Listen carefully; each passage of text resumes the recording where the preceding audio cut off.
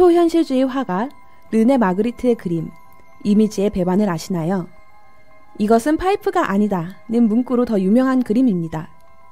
부끄럽지만 저는 이 그림의 제목이 이것은 파이프가 아니다로 알고 있기도 했어요. 누가 봐도 파이프처럼 보이는 그림인데요. 파이프를 사실적으로 그려둔 그림 하단에 이것은 파이프가 아니다 라는 문구가 적혀 있어요. 이것은 파이프가 아니다. 이 문장을 참 거짓을 갖는 명제로 한번 읽어보도록 합시다.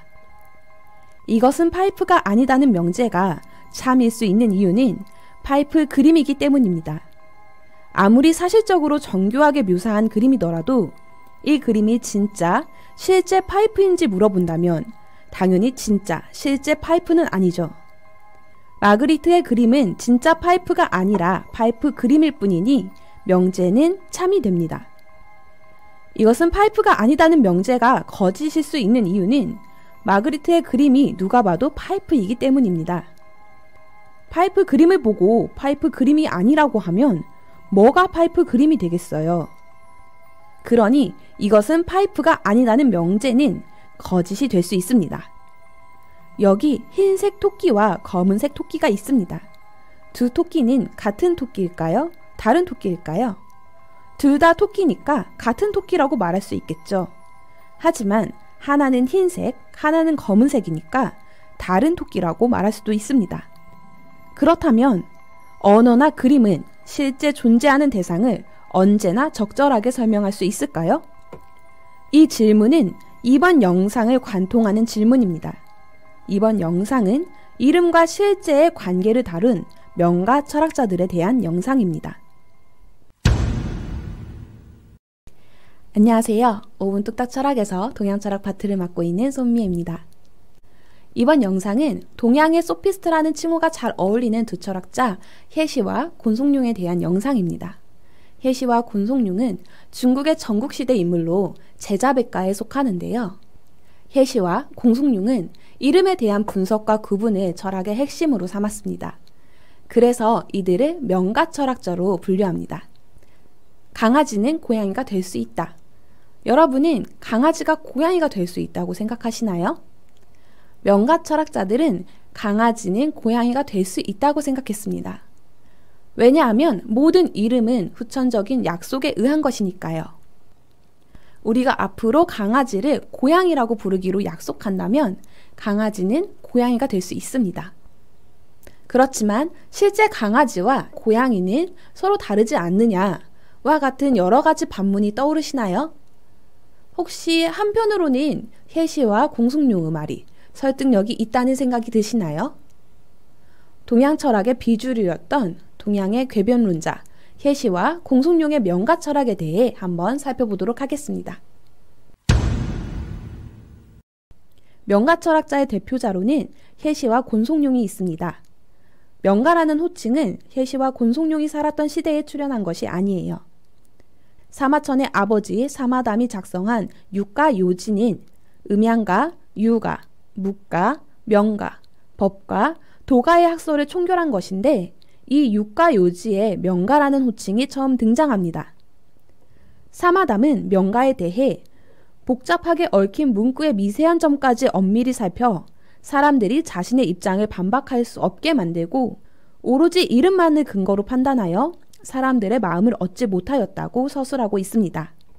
혜시와 곤송룡이 살았던 전국시대 당시에는 이들을 변자라고 칭했는데요. 그냥 말 잘하는 사람들이란 거예요. 당시 평가도 우호적이진 않았는데 고대 그리스의 궤변론자 소피스트와 비슷한 취급을 당한 것 같아요. 철학적 사유를 담지 않은 공허한 말장난에 불과하다는 평가를 받았다는 점에서요.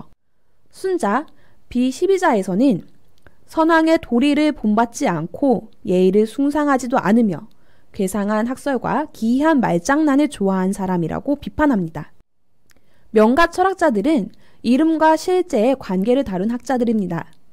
하지만 말장난처럼 보이는 궤변적 성격을 보이기도 해요. 그래도 관점에 따라 일리는 있어 보입니다. 혜시는 도가 철학자 장자와 절친한 인물이었어요. 둘이 만나면 철학적 토론을 즐겨한 것으로 전해지는데요. 장자는 혜시는 재주가 많아 그 책이 5술에나 된다고 말했습니다.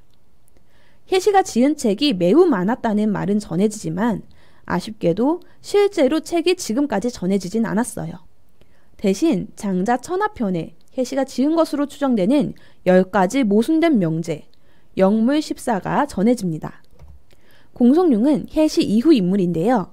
공송룡의 저작은 공송룡자 6편이 남아 있습니다. 남아있는 6편에 힘 말은 말이 아니다는 백마비마론이나 단단함과 힘은 다르다는 견백론이 수록되어 있습니다. 그는 명제의 주어와 수어의 차이와 대립, 이름과 실제의 분석과 구분을 다뤘습니다. 개념을 사물로부터 분리하고 그것을 절대화하여 개념과 사물의 불일치를 설명하고자 했습니다. 철학을 하고 싶은데 서툰이들을 위한 툰 5분 뚝딱 철학 순한 맛 철학툰.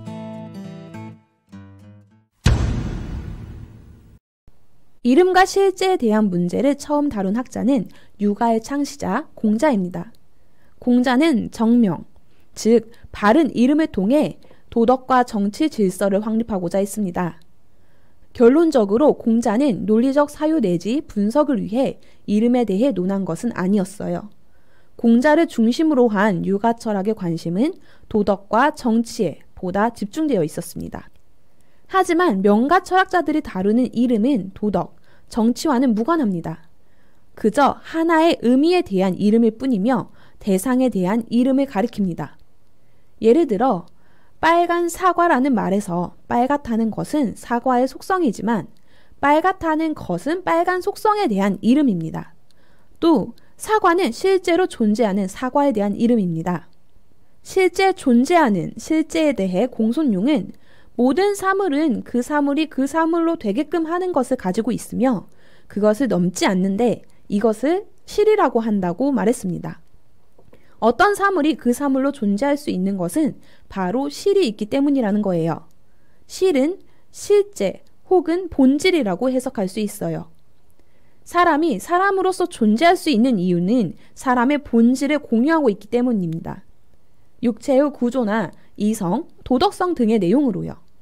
소금이 소금으로 존재할 수 있는 이유는 짜다는 본질을 가지고 있기 때문이겠죠. 소금에서 단맛이 난다면 우리는 그것을 소금이라고 부를 수 있을까요? 공손용의 실개념은 플라톤의 이데아 개념과 비슷해 보입니다. 플라톤은 마돈나와 마동석이 사람인 이유는 이러한 개별자들이 사람이라는 이데아를 가지고 있기 때문이라고 말합니다. 즉 사람이 사람인 이유는 그것이 사람의 이데아를 가지고 있기 때문이라는 거죠. 마찬가지로 소금이 짠 이유는 그것이 짜다는 이데아를 가지고 있기 때문입니다. 여기에서 사람의 이데아, 짜다는 이데아는 사람과 소금의 본질이라고 말할 수 있습니다.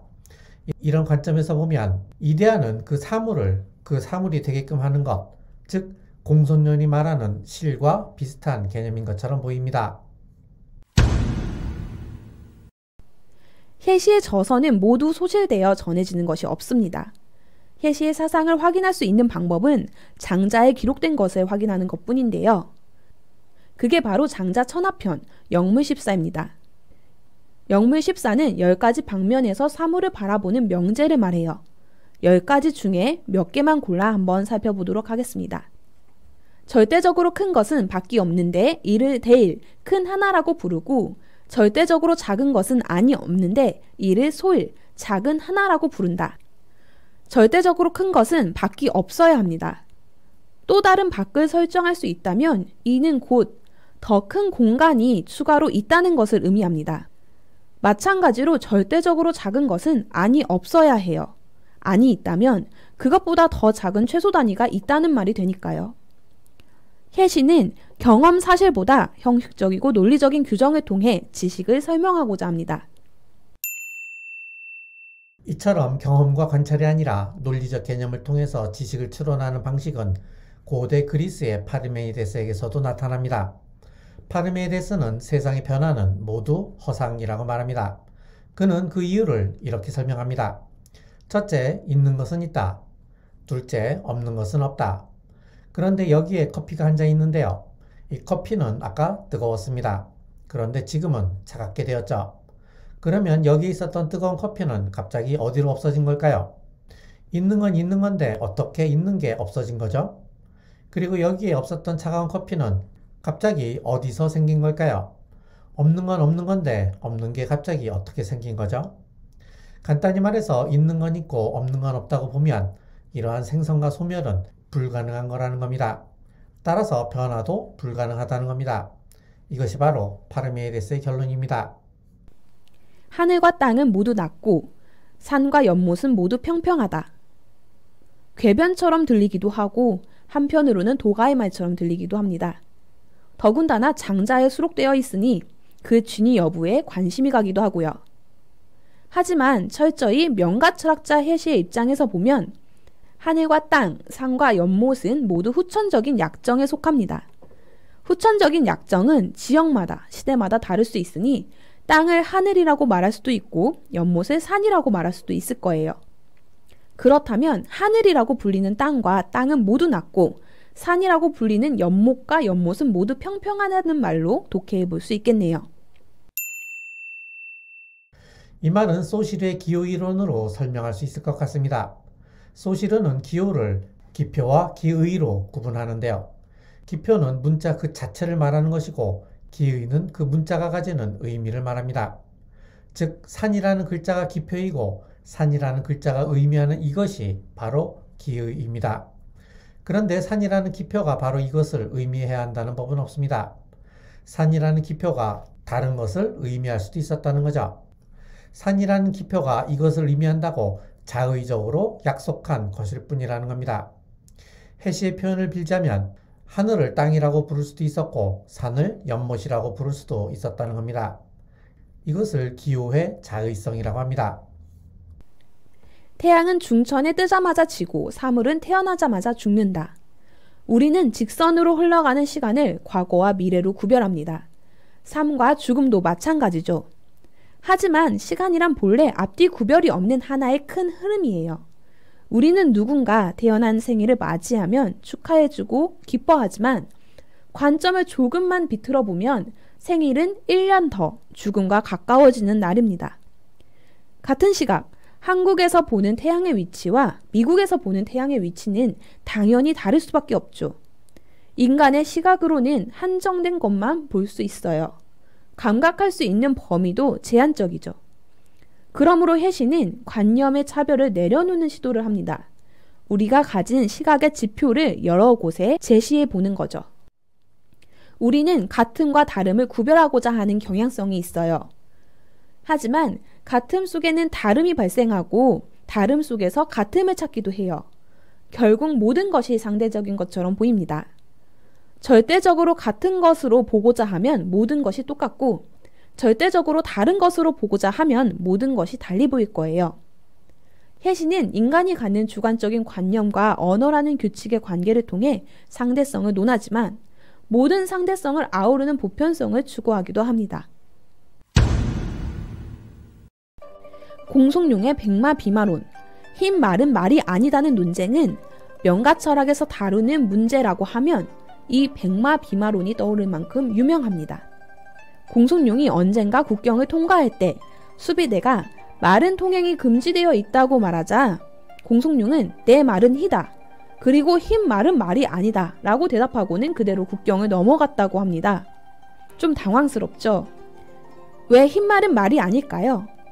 말은 모양을 가리키는 것이고 희다는 색을 가리킵니다. 흰 말은 어떤 모양 위에다 색을 덧칠한 것이므로 원래 말과는 좀 다른 게 되죠. 말이라는 개념에는 여러 가지 속성, 그러니까 빠르다, 짐을 옮길 수 있다 등의 속성을 가지고 있지만 희다는 속성은 가지고 있지 않습니다. 따라서 말이라는 이름은 희다는 속성을 가질 수가 없습니다. 흰 말이라는 개념에도 여러 가지 속성이 있는데 흰 말은 희다는 속성을 가지고 있습니다.